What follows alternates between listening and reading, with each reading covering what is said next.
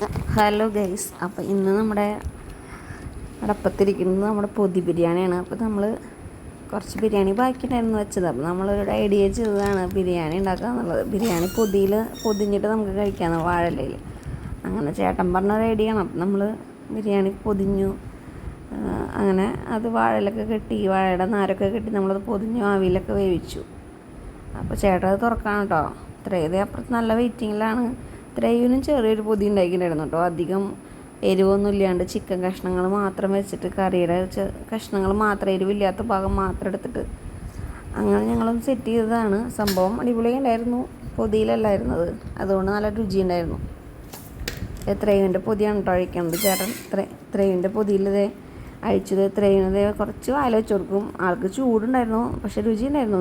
പക്ഷെ ചൂടിട്ട് തന്നെ ആൾക്ക് അങ്ങോട്ട് അടിപൊളിയായി അങ്ങോട്ട് പറയാൻ ചെറിയൊരു വിഷമം ഉണ്ടായിരുന്നു. സംഭവം അവനുള്ള കറി ഇല്ലാതെ അവനുള്ള 2-3 കഷ്ണങ്ങൾ മാത്രം വെച്ചിട്ടാണ് കേട്ടോ നമ്മൾ കൊടുത്തത്. ആൾ ഭയങ്കര സന്തോഷത്തിലാണ് കണ്ടോ. അങ്ങനത്തെ ചേട്ടൻ്റെ വായിൽ വെച്ച് കൊടുക്കുകയാണ് കേട്ടോ. അങ്ങനത്തെ അവന് വായിൽ വെച്ച് കൊടുത്തു. സംഭവം അടിപൊളിയായിരുന്നു.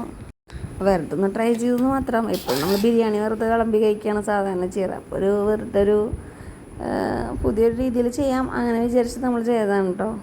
സംഭവം അടിപൊളി ഉണ്ടായിരുന്നു. അങ്ങനെ ഞങ്ങൾ 3 പൊതി ഉണ്ടാക്കിയിട്ടുണ്ടായിരുന്നു. ചേട്ടൻ്റെ ഇതേ കഴിക്കണം.